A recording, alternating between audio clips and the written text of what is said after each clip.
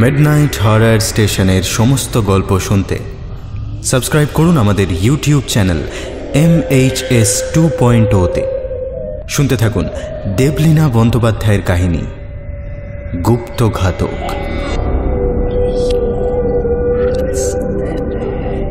যেসব প্রশ্নের আমরা উত্তর খুঁজি তার সমাধান হয়তো আগে থেকেই কেউ রেখে দেয় আমাদের কাছে। আমাদের দোষ হলো আমরা সমস্ত দিকে তাকালেও কেবল নিজের দিকে তাকাতে পারি না।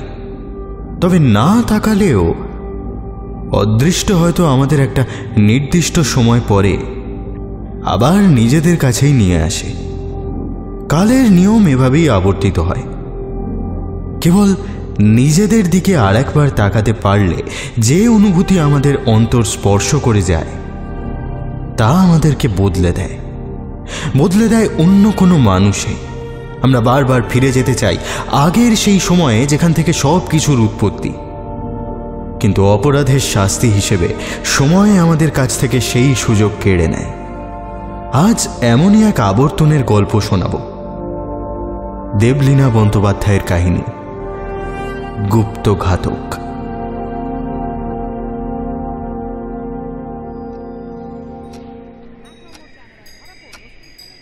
সোফায় বসে বাম হাতের তালুর দিকে এক দৃষ্টি তাকিয়ে আছে অরুণ। সামনে টিভিটা লো ভলিউমে চালানো। টিভির দিকে আপাতত মন নেই তার।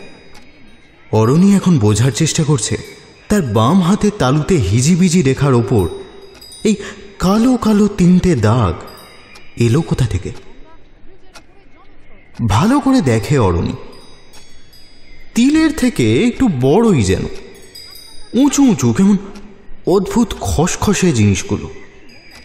ভালো করে মনে করার চেষ্টা করে, আগে তো এমন দাগ ছিল না হাতে, হঠাৎ করেই যেন গজিয়ে উঠেছে। ধুর, কি ফালতু জিনিসের পেছনে পড়ে আছে। চোখের সামনে থেকে হাতটা সরিয়ে সোফা থেকে উঠে দাঁড়ায় অরুণী। প্লাগ পয়েন্টের কাছে গিয়ে টিভির সুইচটা অফ করে দেয়। না, বড্ড অস্থির লাগছে আজ। এভাবে একের পর এক তরতাজা ছেলে রাতারাতি গায়েব কি করে হয়ে যেতে পারে। অন্যমনস্কভাবে ঘরের মধ্যে পায়চারি করতে থাকে অরুণী সেন পেশায় পুলিশ অফিসার। পরিশ্রমী আর দক্ষ অফিসার হিসেবে কাজের জায়গায় ইতিমধ্যেই বেশ সুনাম কুড়িয়েছে। এখনো অবধি অবিবাহিত। টালিগঞ্জে দুকামরার ভাড়া করা ফ্ল্যাটে গত 3 বছর ধরে একাই থাকে। বাবা মা থাকেন দেশের বাড়িতে। এই শহরটায় নিজের লোক বলতে তেমন কেউ নেই অরুণীর। তবে হ্যাঁ, 5 আর তাকে নিয়ে 6 বন্ধুর একটা গ্রুপ আছে তাদের, যাদেরকে অরুণী নিজের পরিবারের মতোই দেখে। কলেজ জীবনের বন্ধুত্ব, এবং সৌভাগ্যক্রমে সেটা টিকে আছে কলেজ ছাড়ার এত বছর পরে।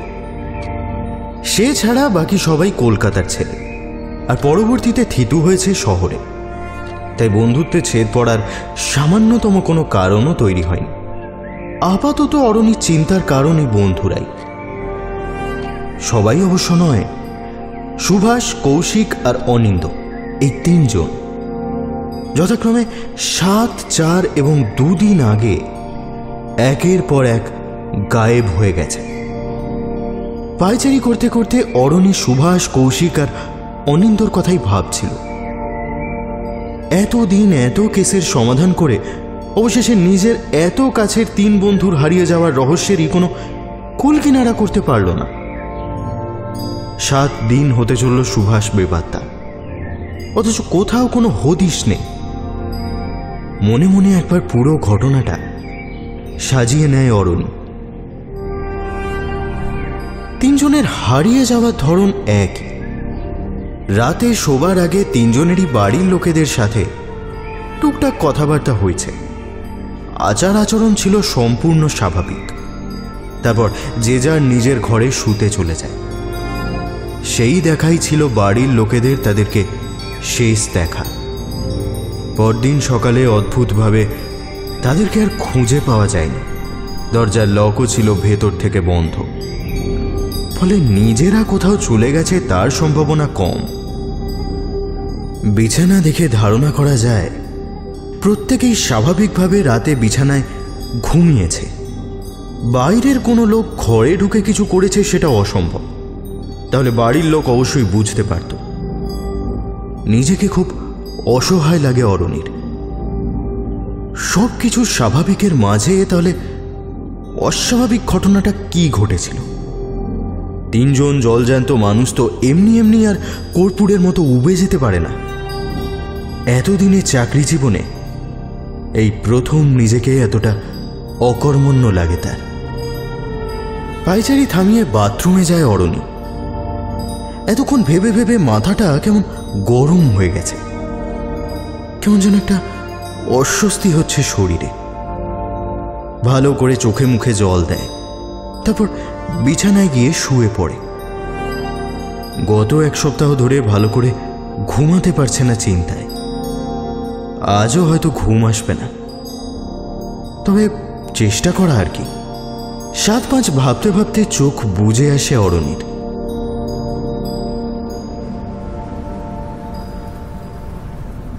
মাটি থেকে উঠে দাঁড়ায় অনিন্দ, হাঁটতে শুরু করে আবার।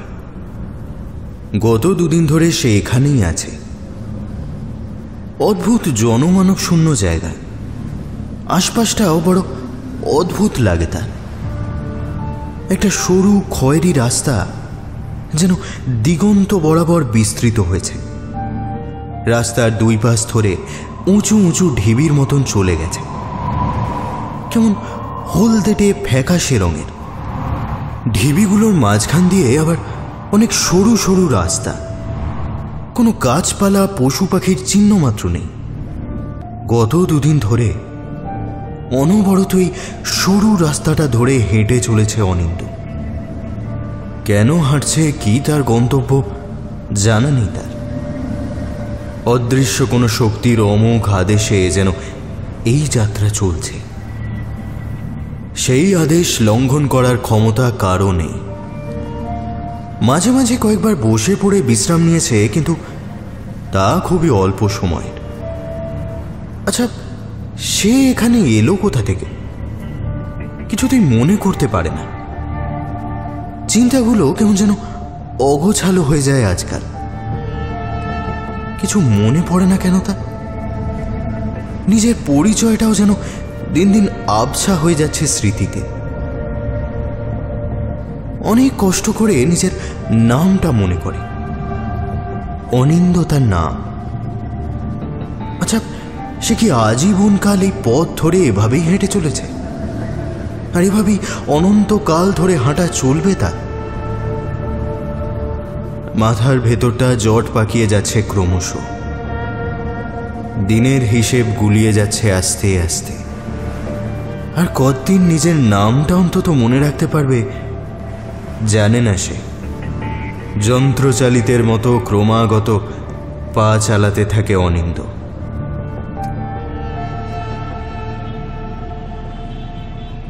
পুলিশের গাড়িতে ফ্রন্ট সিটে ড্রাইভারের পাশে বসে আছে অরণি। হু হু করে গাড়ি এগিয়ে চলেছে থানার দিকে। সুভাষ, কৌশিক আর অনিন্দর কথা ও ভাবছিল। মাঝে আরো কয়েকটা দিন তো কেটে গেল, অথচ এখনো কোনো হদিশই করে উঠতে পারল না। সারাদিন এই কেসটার কাজেই এখান ওখান ঘুরে বেরিয়েছে অরণি। বাকি বন্ধুরা অর্থাৎ রজনী, দিলীপ, ওদের বাড়ির লোকেরা কাঁটা হয়ে আছে ভয়ে। এবার কি ওদের পালা? অস্থিরভাবে হাত দুটো নিয়ে জোরে জোরে ঘষতে থাকে অরণি। এভাবে আর মানসিক চাপ নেওয়া যাচ্ছে না। স্যার, আজকে ভাবছি ডিউটির পরে একবার গগন বাবার কাছে ঘুরে আসবো। যাবেন নাকি আমার সাথে? অরণি হঠাৎ করে রমেনবাবুর ডাকে চমকে ওঠে। রমেনবাবু পদমর্যাদায় তার থেকে নিচু, কিন্তু বয়সে বেশ খানিকটা বড়। এমনিতেও রমেনবাবুকে এই কারণে সে যথেষ্ট সম্মানই করে, কিন্তু আজ এরকম অপ্রাসঙ্গিক কথায় সে মনে মনে বিরক্ত হলো রমেনবাবুর ওপর। পেছনের সিটে বসা রমেনবাবুর দিকে ঘাড়টা ঘুরিয়ে বলল, আচ্ছা, দেখতেই তো পাচ্ছেন এই কেসটা নিয়ে কতটা ঝামেলায় আছে। তার মধ্যে এসব অপ্রয়োজনীয় কথা না বললেই কি নয়? অরণির কথায় বিশেষ দমলেন না রমেনবাবু, বরং দ্বিগুণ উৎসাহ সহকারে বললেন, আরে স্যার, আপনি বুঝতে পারছেন না, এই জন্যই তো আরো বলছি আপনাকে। গগন বাবা নিশ্চয়ই কোনো না কোনো পথ দেখাবেন, আমার কথা মিলিয়ে নেবেন। আপনার হারিয়ে যাওয়া বন্ধুদের হদিশ যদি কেউ দিতে পারে সেটা একমাত্র গগন বাবা। অফ, আপনি থামুন তো। এখনকার দিনে দাঁড়িয়ে তারপর একজন পুলিশ হয়ে আপনি চাইছেন কোনো এক বাবার সাহায্য নিয়ে কেস সলভ করতে? আশ্চর্য। আবার আমাকেও আপনার সঙ্গে নিয়ে যেতে চাইছেন। দেখুন, আপনি খুব ভালো করে জানেন যে আমি এসবে বিশ্বাস করি না। আর চেপে রাখতে না পেরে মনের মধ্যে থাকা বিরক্তিটা উগড়ে দিল অরণি। তাহলে মাহাতে তর্জনীতে বাবার দেওয়া আংটিটা কেন পড়ে আছেন স্যার? ও সেদিনের পর আর খোলা হয়নি, তাই বলে ভাববেন না আমি এসব জিনিসে বিশ্বাস করা শুরু করেছি। বয়সে ছোট হলেও পদমর্যাদায় তো বড়, তাই আর কথা বাড়ালেন না রমেনবাবু। চুপ করে গিয়ে জানলা দিয়ে রাস্তার দিকে তাকিয়ে রইলেন। রমেনবাবুকে চুপ করিয়ে দিলেও ওনার কথাগুলো মনের মধ্যে ঘুরপাক খেতে লাগলো অরণির। এমনিতে সত্যিই সে সব বাবা টাবাকে বিশ্বাস করে না, সব কটাকে বুজরুক লাগে তার। কিন্তু সেদিন কি যে হলো, এই তো দিন 15 আগের কথা। ডিউটি শেষে বাড়ি ফেরার সময় রমেনবাবু অরণিকে নিজের বাইকের লিফট দিয়েছিলেন। এমনিতে অরণি নিজের গাড়ি নিয়েই যাতায়াত করে, কিন্তু সেদিন গাড়িটা গন্ডগোল করায় সেটাকে গ্যারেজে পাঠাতে হয়েছিল। ডিউটির পর গগন বাবা নামক বিশেষ বাবাটির কাছে যাওয়ার কথা ছিল রমেনবাবুর। অরণি এসবে আদৌ বিশ্বাস করে না, তাও গগন বাবার কাছে অরণিকে নিয়ে যাওয়ার ইচ্ছা প্রকাশ করেছিলেন তিনি। বাবাকে দেখে যদি অরণির ওনার প্রতি শ্রদ্ধা ভক্তি জাগে, তাই আর কি। বাড়ি ফিরে এমনিতে কোনো কাজ তো তার থাকে না, আর তাছাড়া কিছুটা কৌতূহল বসে। গগন বাবার কাছে যেতে রাজি হয়েছিল সে। বাবার বাড়ি এক নোংরা বস্তি এলাকায়। এক কামরার একটা ততোধিক নোংরা টিনের চাল দেওয়া ঝুপড়ি ঘরে একাই বসবাস তার। অরণি মনে মনে ভেবেছিল, বাবা বলে যখন ডাকছেন রমেনবাবু, হয়তো জটা জুটোধারী কোনো সন্ন্যাসী হবে, দু একটা চেলা চামুন্ডাও থাকবে। কিন্তু ঘরে ঢুকে সামনাসামনি ওনাকে দেখে বেশ হতাশ হলো।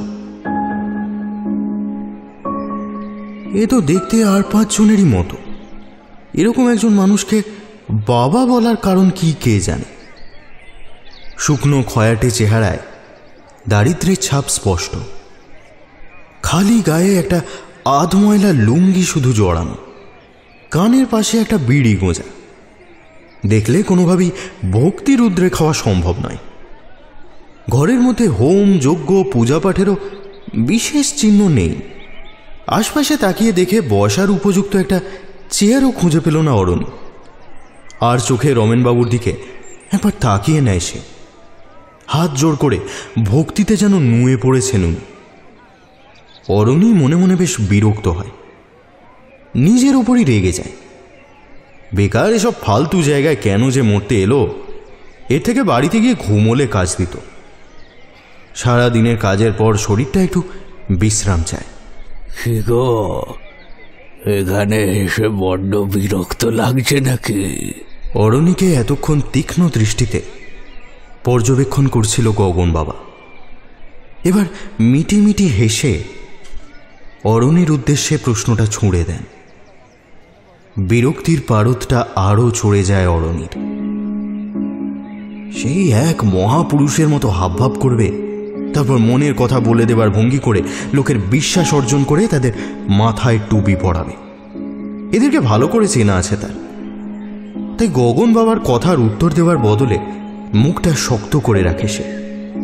অবস্থা বেগতিক বুঝে রমেনবাবু এগিয়ে গিয়ে নিচু হয়ে গগন বাবার পায়ে ঢিপ করে একটা প্রণাম ঠুকে দেন।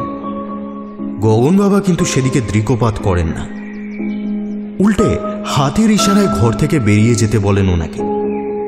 ঘর ফাঁকা হয়ে গেলে এক পা করে অরণির দিকে এগিয়ে আসেন। অরণি অস্বস্তিতে পড়ে যায়। জল জলে চোখে অরণির মুখের দিকে খানিকক্ষণ তাকিয়ে থেকে মুচকি হেসে গগন বাবা বলেন, লোকজনের কাছ থেকে বড্ড অবহেলা পেয়েছ না গো? এখন তো তুমি চাও সবার উপর রাজ করতে, সবাইকে হাতের মুঠোয় পুরে রাখতে।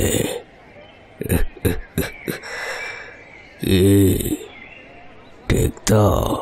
হতভম্ব হয়ে যায় অরুণ। এসব কি বলছে গগন বাবা?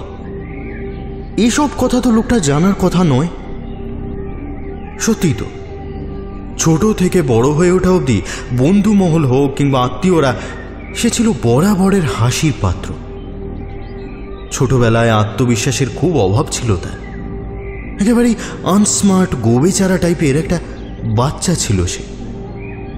আর তাই সব আড্ডায় খোরাকে পরিণত হতো সে। একসময় স্কুল শেষ হয়ে কলেজে ওঠে, কলকাতায় পড়তে আসে। নিজের চেষ্টায় নিজের মানসিক সমস্যাগুলো অনেকটা কাটিয়ে উঠেছিল। কলেজে এসে তাদের 6 বন্ধুর গ্যাংটা তৈরি হয়। তারপর চাকরিতে ঢোকায়। ছোটবেলার বাজে স্মৃতিগুলো প্রায় ভুলতে বসেছে অরণি। কিন্তু হঠাৎ সেসব কথা মনে পড়লে তীব্র রাগে মাথাটা জ্বালা করে ওঠে। সবার উপর রাজত্ব করবে এরকম একটা সুপ্ত ইচ্ছা রয়ে গেছে এখনো মনের মধ্যে। কেমন একটা প্রতিশোধ স্পৃহা জাগে মাঝে মাঝে।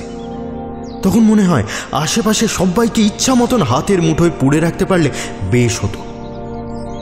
যে অপমানগুলো পেয়ে এসেছে এতদিন, গুনে গুনে সেগুলোর বদলা নিতে পারত। হবে গো, হবে। যেমনটা চাইছো তেমনটাই হবে। অরণির মনের কথাগুলো যেন পড়ে ফেলে গগন বাবা। ওকে আর কোনো কথা বলার অবকাশ না দিয়ে ওর বাম হাতটা টেনে তর্জনীতে একটা সরু কালো মতো আংটি পরিয়ে দেয়।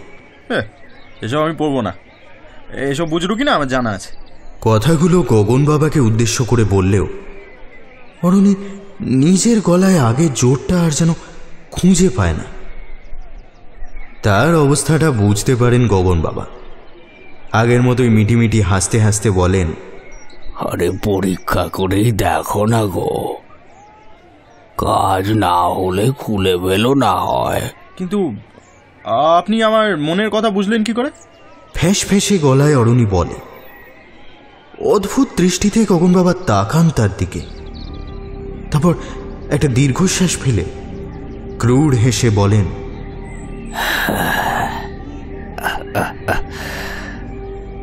আমিও যে বহুদিন হেলাচেদ্দার মধ্যে কাটিয়েছি গো। আমি তাই এরকম মানুষ দেখলেই বুঝতে পারি। আমিও যে তোমার মতোই ভাবতাম, লোককে হাতের মুঠোয় পুরে রাজা হতে চাইতাম। এই দেখো না, আমার হাতে অমনি আংটি পড়া। এককালে বেশ কয়েকবার প্রয়োগ করেছি কিছু জনের ওপর। এর ক্ষমতা অসীম। যাও, নিজের ইচ্ছা মতো ব্যবহার করো এটা। একবার হাতের মুঠোয় আনতে পারলে দেখবে চিরকাল সে ওখানেই বন্দি থাকবে।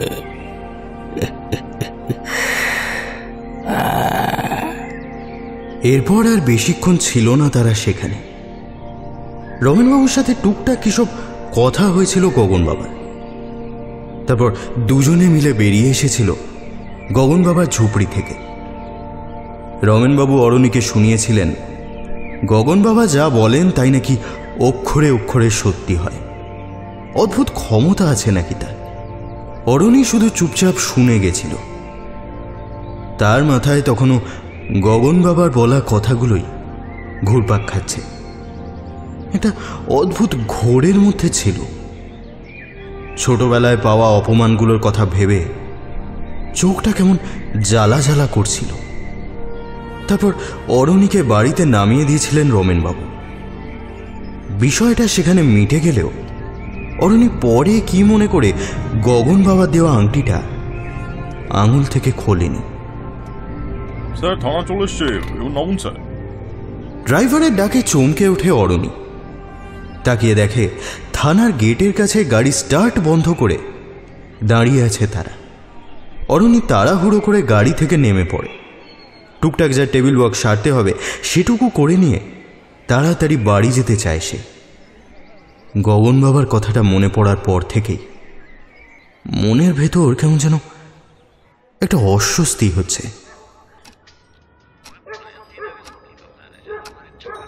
বাড়ি ফিরেও অস্বস্তিটা ঠিক যেতে চায় না অরণির।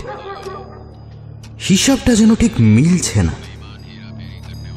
কিছু যেন একটা বোঝা উচিত ছিল তার, কিন্তু বুঝতে পারছে না। অন্যমনস্কভাবে পোশাক বদলে হাত মুখ ধুয়ে ফ্রেশ হয়ে তাড়াতাড়ি ডিনার সেরে নেয়। তারপর টিভিটা চালিয়ে গা এলিয়ে দেয় সোফায়। অন্তত খানিকক্ষণের জন্য হলেও নিজের মানসিক বিশ্রামের প্রয়োজনীয়তা বুঝতে পারে অরণি। চ্যানেল বদলে একটা হিন্দি সিনেমা চালায়, তারপর কিছুটা জোর করেই তাতে মন দেয়। এরপর কেটে গেছে বেশ খানিকক্ষণ। সিনেমাটা মোটামুটি মন দিয়েই দেখছিল অরণি। হঠাৎ কিছু বন্ধুর একসাথে গল্প করার একটা দৃশ্য দেখে চমকে উঠে বসে সোফায়। তাহলে কি ওটাই সব রহস্যের মূল?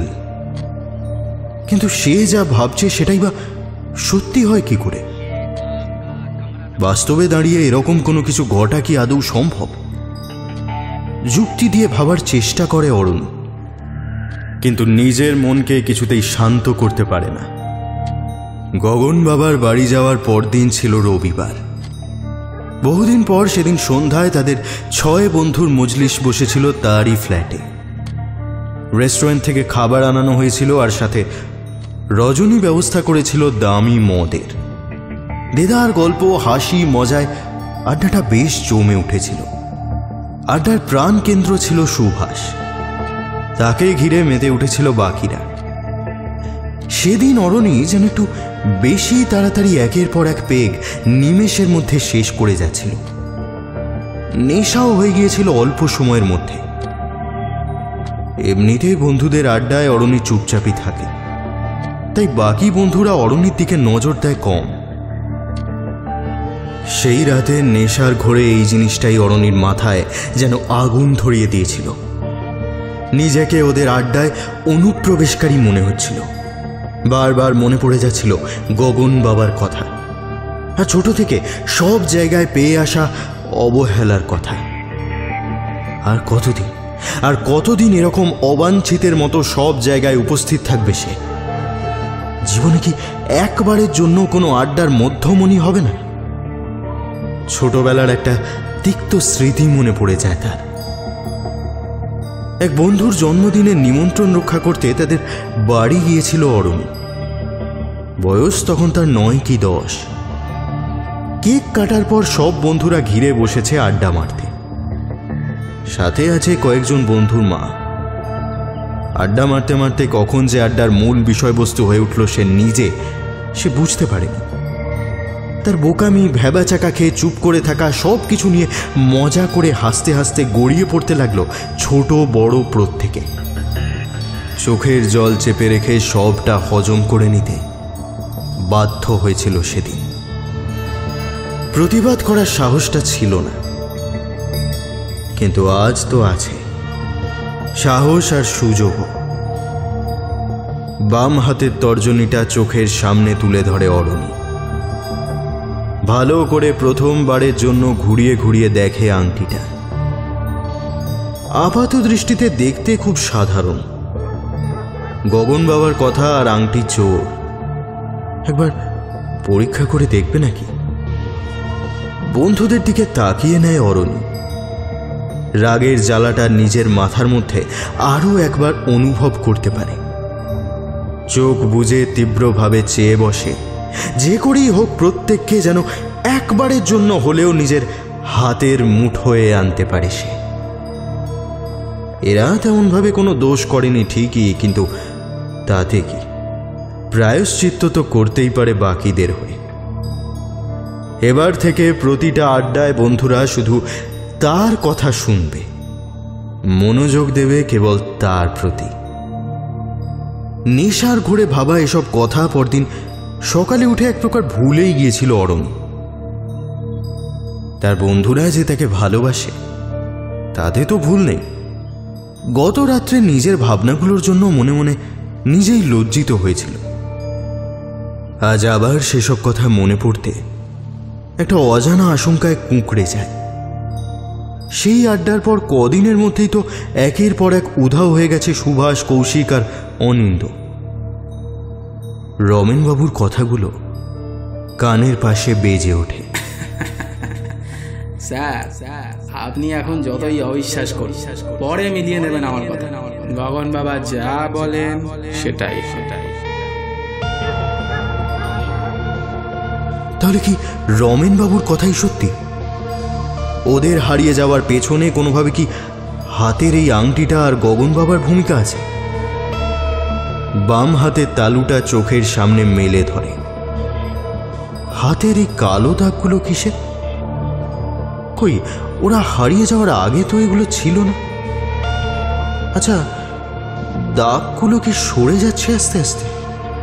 স্পষ্ট মনে আছে তার, এগুলো তো তার তালুর আরো ধারের দিকে ছিল। সত্যিই যদি এগুলো আঁচিলের মতো কিছু হয়, তাহলে আস্তে আস্তে জায়গা বদল করছে কি করে? জিনিসগুলোর ওপর হাত বুলোয় অরুণ, গাটা কেমন যেন শিউরে ওঠে। জিনিসগুলো যেন জীবন্ত কিছু, এরকম একটা অনুভূতি হয় তার। আচ্ছা, হাতের মুঠোয় রাখা বলতে গগন বাবা ঠিক কি বোঝাতে চেয়েছিলেন? বুকের ভেতরটা অজানা ভয়ে ছটফট করতে থাকে। সে যা ভাবছে সেটা হওয়া নিশ্চয়ই সম্ভব নয়। আরো ভালোভাবে তদন্ত করলে তিনজনকে নিশ্চয়ই খুঁজে পাবে। প্রাণপণে নিজেকে শান্ত করার চেষ্টা করে অরুণ। তার এখন ঘুম দরকার। কাল সকালে যুক্তি দিয়ে পুরো বিষয়টা আগাগোড়া আরো একবার ভাবতে হবে। বেডরুমে গিয়ে একটা স্লিপিং পিল খেয়ে অরুণী জোর করে শুয়ে পড়ে বিছানায়। যে করে হোক এখন তাকে ঘুমোতেই হবে। ঘুমের খুব দরকার তার।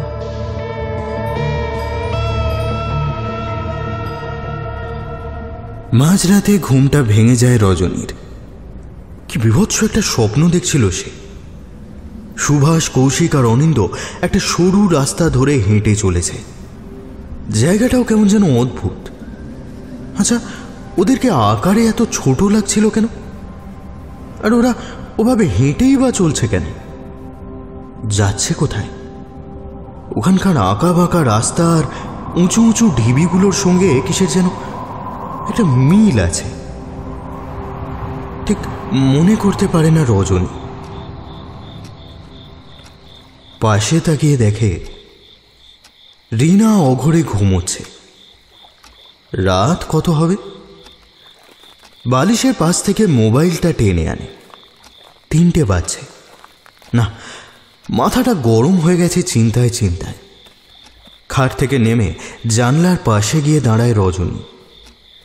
ওদের তিনজনকে যে কবে খুঁজে পাওয়া যাবে, অরুণী এত চেষ্টা করেও এখনো কিচ্ছু করতে পারছে না।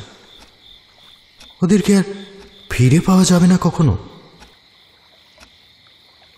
রজনীর ষষ্ঠ ইন্দ্রিয় হঠাৎ করে যেন তাকে সাবধান করে দেয়।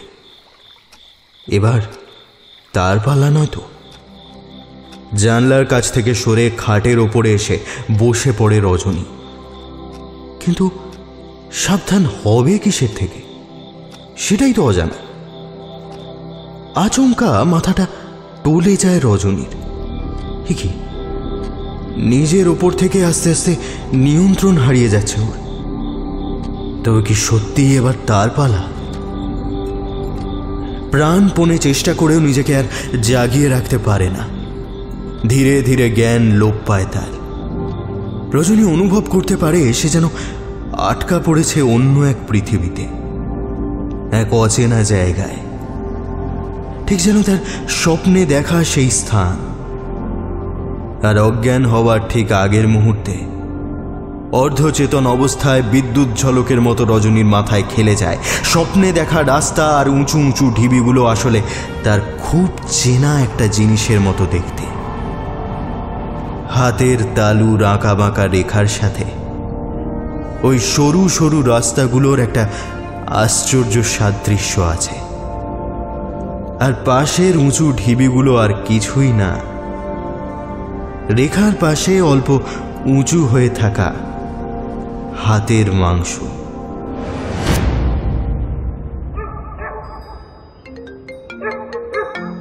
মোবাইলের রিংয়ের আওয়াজে ঘুমটা ভেঙে যায় অরণির। চোখ খুলে দেখে ঘর এখনো অন্ধকার। সকাল হয়েছে নাকি? এই অসময়ে কে আবার ফোন করছে?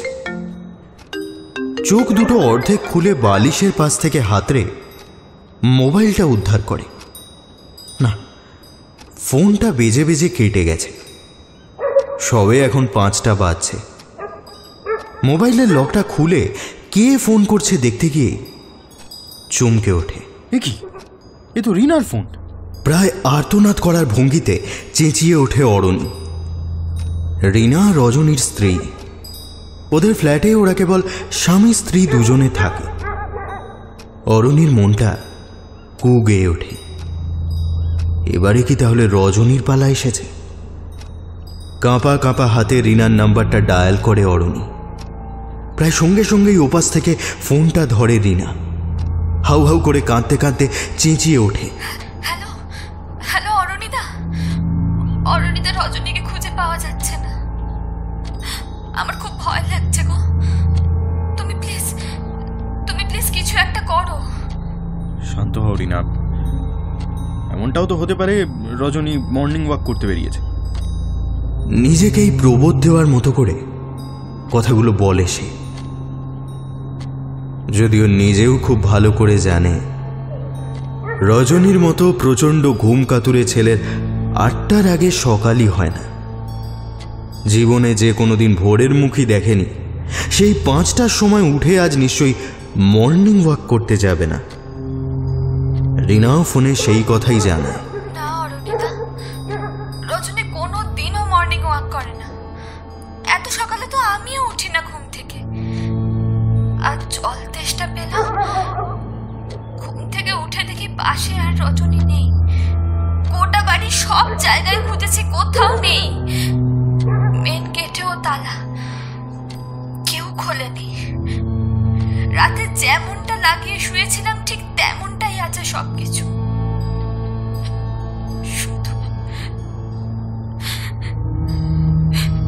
শুধু রজনী ছাড়া। আমি দেখছি কি করা যায়।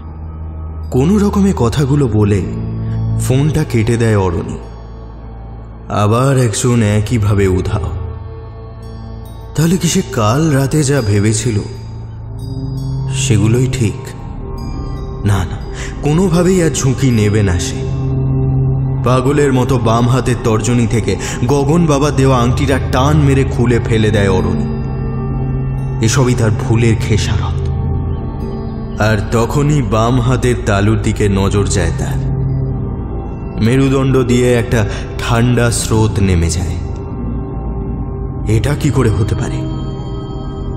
3টে কালো আঙুলের পাশে রাতারাতি জন্ম নিয়েছে একই রকম আরও একটা কালো অদ্ভুত দর্শন, উঁচু মতন দেখতে কিছু একটা।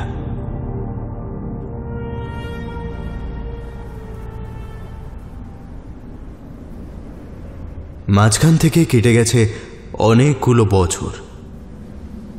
অরণি এখন মধ্যবয়স্ক। বাবা মায়ের অনেক অনুরোধ উপরোধ সত্ত্বেও বিয়ে করেনি। কালের নিয়মে বাবা মাও গত হয়েছেন একটা সময়। সেই 2 কামরার ফ্ল্যাটটাতে অরণি এখনো আগের মতো একাই থাকে। চাকরিটা ছেড়ে দিয়েছে বেশ কয়েক বছর আগে। বাইরে আর বেশি বেরোয় না। বহির্জগৎ থেকে যেন স্বেচ্ছার নির্বাসন নিয়েছে সে। সুভাষ, কৌশিক, অনিন্দ আর রজনীকেও বহু খুঁজেও পাওয়া যায়নি। আর কেউ না জানুক, অরণি তো জানে, হাজার খুঁজেও এই পৃথিবীর কোথাও আর ওদেরকে পাওয়া সম্ভব নয়। রজনী হারিয়ে যাওয়ার দিন সকালে সেই যে অভিশপ্ত আংটিটা খুলে ফেলেছিল হাত থেকে,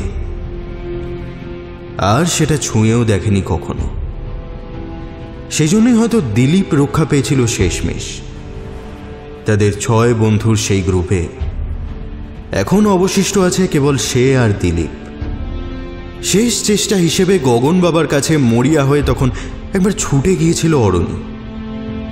কিন্তু বস্তির সেই ঝুপড়ি ঘরটায় তখন আর কেউ ছিল না। আশেপাশের লোকজন বলেছিল হঠাৎ করে খুব অসুস্থ হয়ে পড়েছিলেন গগন বাবা। তারপর একদিন কাউকে কিছু না জানিয়ে পাততাড়ি গুটিয়ে সেখান থেকে চলে যান। রমেনবাবু ও গগন বাবার আর কোনো খোঁজ দিতে পারেননি। অরণির আর কিছু করণীয় ছিল না, একসময় হাল ছেড়ে দেয়। নিয়তি বলে সবটা মেনে নিতে বাধ্য হলেও তারপর থেকে প্রতিনিয়ত অপরাধ বোধ যেন কুড়ে কুড়ে খায় অরণিকে। বহু চেষ্টা করেছে সব ভুলে স্বাভাবিকভাবে বাঁচার, কিন্তু বাম হাতের ওই কালো দাগগুলো দেখলে এখনো কেমন শিউরে ওঠে অরণি। সেগুলোর চলন এখনো অব্যাহত। যতদিন পর্যন্ত তার ভাগ্যরেখা অটুট থাকবে, যতদূর অবধি ভাগ্যচক্রের গতি অবাধ আছে, সেই অবধি অবিশ্রান্ত যাত্রা করে যেতেই হবে ওই অভাগা চারজনকে। এই লিখন তো স্বয়ং নিয়তির। গগন বাবা বলেছিল ফেরার কোনো রাস্তা থাকবে না, কিন্তু তখন সেই কথায় কোনো পাত্তা দেয়নি সে। কিন্তু আজ তার মূল্য চোকাতে হচ্ছে সুদে আসলে। আজ এই মধ্য বয়সে এসে অরণি সেন একটা জিনিসেরই অপেক্ষা করে, মৃত্যু।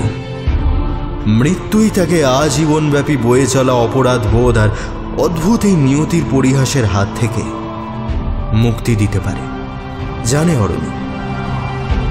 আর সাথে সাথে তার হাতের মুঠোয় বন্দী হয়ে থাকা ওই চারজনের মুক্তিও হয়তো ঘটবে তার মৃত্যুতেই।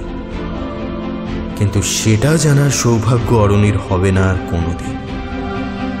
এটাই হয়তো লেখা আছে তার নিয়তি রেখায়।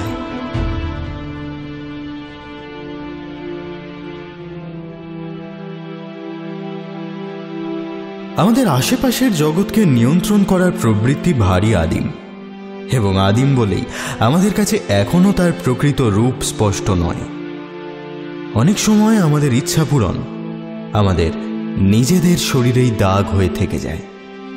আজ গল্প পাঠে আমার সঙ্গে ছিল তমাল, রণদীপ এবং দিগন্তিকা। শব্দগ্রহণ ও স্পেশাল এফেক্টে আমি সায়ক, পোস্টার ডিজাইনে কভারম্যান অভিব্রত। শুনছিলেন দেবলীনা বন্দ্যোপাধ্যায়ের কাহিনী গুপ্তঘাতক। সবাই ভালো থাকবেন। শুভরাত্রি।